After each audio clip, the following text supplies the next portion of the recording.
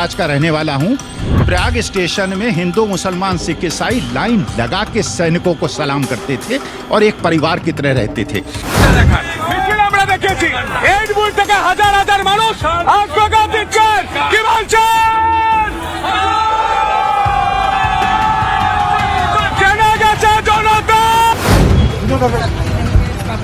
कहाँ से आई मैडम?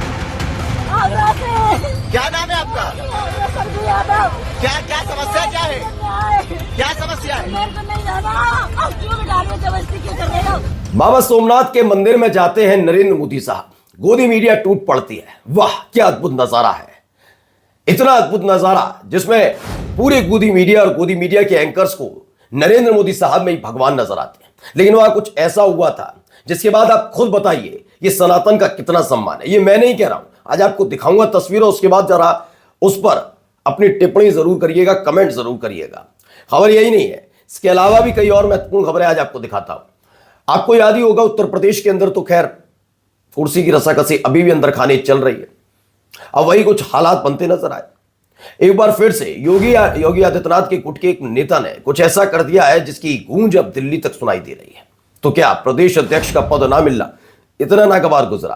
तो वहीं हिंदू राष्ट्र बनाने का ऐलान अब कोई और नहीं बल्कि मोहन भागवत कर रहे हैं। जी हां, खबर कहां से निकली वो भी देखिएगा। और भी कई महत्वपूर्ण खबरें हैं जिसमें आज मैं आपको दिखाऊंगा कि कैसे अंजनम कश्यप ने एक प्रोफेसर को 2 मिनट दिए थे बोलने के लिए, सिर्फ 2 मिनट, और उस 2 मिनट में उन्होंने जो कहा उसके बाद खुद यकीन मानिए मैडम जी भी परेशान होंगी कि 2 मिनट क्यों दिए, 2 सेकंड देते तो ज्यादा बेहतर रहता। क्यों, देखिएगा। नमस्कार, मैं हूं प्राज्वल गौतम और आप देख रहे हैं द लाइव टीवी।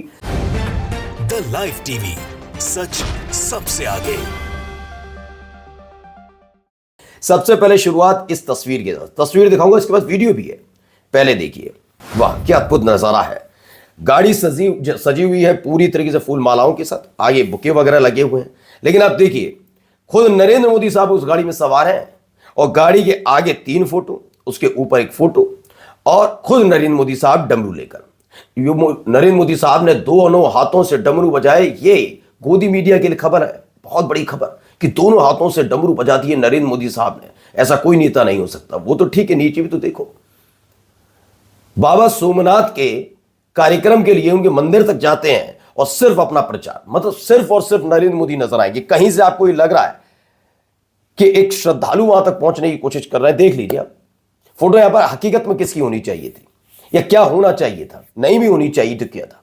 मैंने कहा ना, इनके लिए हर एक चीज रोड शो है। ये देखिए, पहले मैं वीडियो दिखाई देता हूं, ऐसा भी नहीं छिपा हुआ है। देखिए 2 हाथों से डमरू बजा रहे हैं और ये बहुत बड़ी उपलब्धि तो है। लेकिन उपलब्धि के साथ सबसे महत्वपूर्ण देखिए, प्रधानमंत्री की तस्वीरें ही तस्वीरें, खुद प्रधानमंत्री भी, मतलब इतना ज्यादा सोफिस्टिकेटेड, मतलब इतना ज्यादा अपने आप के प्रति ये सोच लेने वाला व्यक्ति की मुझसे बेहतर कोई नहीं हो सकता क्या।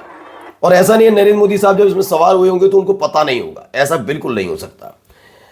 अरे शुक्ला जी हैं, वो लिखती हैं इलेक्ट ए क्लाउन एक्सपेक्ट ए सर्कस। अब बताइए, ऐसी बातें। डॉक्टर रागिनी नायक ने भी लिखा, सोमनाथ के नाम पर खुद की शोभा यात्रा सजाए, अपनी कार पर ही अपनी फोटो चिपकाए, स्वयंभू महामानव डमरू बजाए, हंस के पेट में दर्द हो जाए। ये लिखते हैं। लेकिन मैं कहता हूं हंसने नहीं, चिंता का विषय भी है। अगर यकीन मानिए इतना ज्यादा महत्वाकांक्षी व्यक्ति इतने बड़े पद पर है तो सोचिए क्या हो रहा है देश का। फिर बार बार जब इस तरह की तस्वीरें आती थी तो उसे कवर करने की कोशिश किया जाता, नहीं ऐसा नहीं, ऐसा है, आप तो चढ़ते हो। चिढ़ने का भाई मसला नहीं है। जब सनातन वाला मसला है तो उसमें सिर्फ अपने नाम की पब्लिसिटी कौन कर रहा है? और एक देश के प्रधानमंत्री से उम्मीद की जा सकती है? नहीं, कतई नहीं। लेकिन ये प्रधानमंत्री कर सकते हैं। अब ये आदत सी पड़ गई है, ठीक है ना। अब जाइए जरा यहां पर भी देखिए कैसे काम पर लगाया जाता है लोगों को, क्या क्या कहना है, जरा देखिए क्या कह रहे हैं, जरा सुनिए।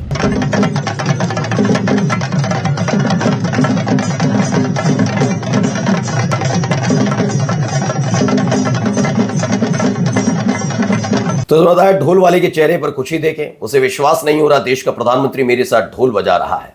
लोग हंसी उड़ाएंगे नहीं। या आप बताइए, इस देश में इतने सारे मुद्दे हों उसमें आप अमूमन इनकी कौन सी ऐसी एक उपलब्धि बता सकते हैं? मैं हमेशा उपलब्धि के बारे में जानना चाहता हूं, कौन सी उपलब्धि है जिसके तहत कह दिया जाए वाकई ये होकर दिखाया। एक तरफ देश में गुजरात के अंदर ही आपने भी देखा, गुजरात में, मध्य प्रदेश में, तो गुजरात ही कहूंगा, अब तो सोमनाथ का मसला है इसलिए। तो सोमनाथ टेम्पल आप जाते हैं, सोमनाथ मंदिर आप जाते हैं, उसी गुजरात में दूषित पानी पीने से कई लोग बीमार हो जाते हैं। उस पर चिंता का एक शिकन अब चेहरे पर दिखाई, कोई शिकन नहीं होती इनकी। अब आते हैं अगली खबर पर। इसमें कई चेहरे आपको पहले बैठे हुए नजर आएंगे, चलिए वो अलग है, लेकिन इसके ऊपर भी कई चेहरे नजर आएंगे। इसमें आपको स्वतंत्र देव सिंह की बड़ी तस्वीर नजर आएगी, इसमें और बगल में कई चेहरे नजर आएंगे, सब आ जाएंगे नजर, जेपी नड्डा तक नजर आ जाएंगे और बहुत सारे लोग हैं। देखिए ओम प्रकाश राजभर हैं, संजय निषाद हैं, केशव प्रसाद मौर्य, योगी आदित्यनाथ, ब्रजेश पाठक, अनुप्रिया पटेल, सब हैं।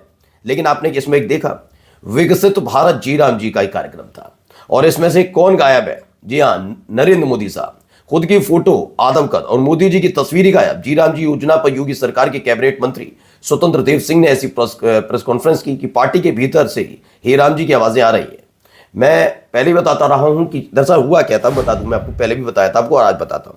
आपको पता है कि उत्तर प्रदेश में बीजेपी के प्रदेश अध्यक्ष पंकज चौधरी बने हैं। दरअसल बार बार योगी आदित्यनाथ से संपर्क किया जा रहा था और ये पूछा जा रहा था, बैठक में कहा जाता है ऐसा कि पूछा जा रहा था, तो उन्होंने कहा था कुर्मी को प्रदेश अध्यक्ष बनना चाहिए। उन्होंने भी नाम नहीं खोला था, चूंकि उस समय स्वतंत्र देव सिंह अपना मंत्रालय छोड़कर पूरी तरीके से योगी आदित्यनाथ के इर्द गिर्द थे कि कहीं ना कहीं सेटिंग हो जाएगी। नाम आया पंकज चौधरी का, कुर्मी तो बने प्रदेश अध्यक्ष, लेकिन स्वतंत्र देव सिंह नहीं। तो क्या ऐसी बात की खुन्नस निकाली जा रही है? क्योंकि उनको पता था कि दिल्ली से अगर आदेश नहीं आया, इसीलिए वो प्रदेश अध्यक्ष नहीं बने, इसलिए फोटो गायब कर दी। चलिए अगली खबर भी देखिए। भारत हिंदू राष्ट्र बनकर रहेगा और उसे कोई नहीं रोक सकता, ये मोहन भागवत के हवाले से बयान का दावा किया जा रहा है। राजीव निगम ने लिखा, दिक्कत कहां फंस रही है चाचा वो तो बताओ। अगर अभी थोड़े दिन पहले आप बयान देते हैं कुछ और कि इस्लाम था, इस्लाम रहेगा, इस्लाम को कोई नहीं मिटा सकता, फिर एक दिन आते हैं और दोबारा बयान देते हैं कि हिंदू राष्ट्र वाला, तो भारत हिंदू राष्ट्र बनकर रहेगा और इसे कोई नहीं रोक सकता। ये भी कंफ्यूज हो गए। जैसे याद है नरेंद्र मोदी साहब ने लोकसभा चुनाव में 2 भैंसें चोरी, मंगलसूत्र घुसपैठिए और ज्यादा बच्चे पैदा करने वाले, फिर 2 चरण निकलने के बाद उन्हें एहसास हुआ गलती हो गई क्या, तो उन्होंने कहा नहीं मैं तो जहां रहता था मेरे घर पर खाना नहीं बनता था ईद वाले दिन, क्योंकि आसपास मुसलमान रहते थे और मुस्लिम समाज की तरफ से खाना आता था। मतलब दोनों ही तरफ वो खेलते थे। वैसे ही कुछ इनका भी कंफ्यूजिंग वाला हिसाब किताब लग रहा है। जरा यानी डिबेट का ये हिस्सा जरूर सुनिए, बहुत शानदार है, जो सुनाने जाओ सुनिए। और भारतीय जनता पार्टी के पास केवल एक तुरुप का पत्ता है, केवल एक तुरुप का पत्ता है जो उन्हें चुनाव जिता सकता है, लेकिन देश को हरा रहा है। मेरा वानप्रस्थ खत्म होने वाला है, 1.5 साल के बाद सन्यास आ जाएगा, शुद्ध सनातनी हूं और मुझे इस बात का बड़ा दुख है। अपनी जवानी में मैंने वो हिंदुस्तान देखा है कि प्रयागराज का रहने वाला हूं। प्रयाग स्टेशन में हिंदू, मुसलमान, सिख, ईसाई लाइन लगा के सैनिकों को सलाम करते थे और एक परिवार की तरह रहते थे। आज इन लोगों का प्रयास केवल एक है, हिंदू मुसलमान को तोड़ के, और जिस प्रकार का दूसरा सिद्धांत बताता हूं जो न्यूटन का 3rd लॉ है, जितना ज्यादा प्रहार करेंगे उतना ज्यादा प्रतिकार होगा। 2 मिनट, सिर्फ 2 मिनट में सारी कहानियां खोलकर सामने आ गई। अब आइए, दूसरे पत्रकार कुछ ऐसे भी हैं, ये देखिए, ऐसे भी पत्रकार होते हैं। হাজার মানুষ আত্মঘাত দিচ্ছেন কি বলছেন? জেনে গেছে জনতা, জেনে গেছে জনতা, জেনে গেছে জনতা, এই মুহূর্তে স্লোগান দিতে দিতে। अब आप देख रहे हैं ये रिपब्लिक भारत के पत्रकार हैं और ये एक रैली में जाते हैं, बीजेपी की वो रैली होती है, कवर करना पत्रकार का सिद्धांत होता है, लेकिन अगर वही पत्रकार नारेबाजी करने लग जाए तो अंदाजा लगाइए क्या हालत है। तो बीजेपी वर्कर्स को ही अभी तक तो हाई कोर्ट में सेट किया जा रहा था, जज बनाया जा रहा है बीजेपी प्रवक्ता को, वहां रिटर्निंग ऑफिसर बनाया जा रहा है। पत्रकार बीजेपी के हैं, खोलकर पत्रकारिता में वही आजमा रहे हैं। चलिए एक खबर देखिए, इनसे जुड़ी खबर का दावा किया गया राकेश पाठक है, डॉक्टर राकेश पाठक। उन्होंने कहा एडमिरल अरुण प्रकाश हाजिर हों। भारतीय नौसेना के प्रमुख रहे एडमिरल अरुण प्रकाश को चुनाव आयोग ने एसआईआर के तहत नोटिस जारी किया है। उन्हें अपनी पत्नी के साथ स्थानीय अधिकारी के सामने हाजिर होकर साबित करना होगा कि वे भारतीय नागरिक हैं। सन 1968 से पणजी, गोवा में रह रहे एडमिरल अरुण प्रकाश ने सन 1971 के बांग्लादेश युद्ध से लेकर करगिल युद्ध तक भूमिका निभाई थी। वे अपने करियर की शुरुआत में आईएनएस विक्रांत पर तैनात थे और अब कहा जा रहा है कि एसआईआर के तहत नोटिस जारी किया गया है कि एडमिरल साहब अरुण प्रकाश ये साबित करें कि वो भारतीय नागरिक हैं या नहीं है। ये बताइए, गजब का एसआईआर चल रहा है। यही नहीं, ये भी देखिए तस्वीरें। अब जरा यहाँ क्या है, कहाँ से आई है मैडम? आगरा से। क्या नाम है आपका? सरजू यादव। क्या क्या समस्या क्या है? न्याय। क्या है? मेरे को नहीं जाना। आप क्यों बिठा रहे हो? जबरदस्ती क्यों कर रहे हो? क्या समस्या क्या है? मेरी समस्या है, कार है, साइन ले आओ, दरोगा ने मिलकर मेरे संग बदतमीजी। कहाँ पर, कहाँ का मामला है? तो आगरा की सरजू यादव है, बेचारी अपनी फरियाद लेकर मुख्यमंत्री से मिलने लखनऊ क्या गई। पुलिस वालों ने इंसानियत ही बेच खाई। 5-5 जरूर मिलकर अकेली औरत के कपड़े फाड़ रहे थे, थप्पड़ मार रहे हैं। क्या इसी को रामराज कहते हैं? बेचारी गाड़ी में सिसक सिसक कर रोती रही, लेकिन इन पत्थर दिल वालों को जरा भी तरस नहीं आया। और इसी के साथ रामराज की नई पटकथा और नया अध्याय शुरू हो चुका है। नमस्कार। द लाइव टीवी, सच सबसे आगे।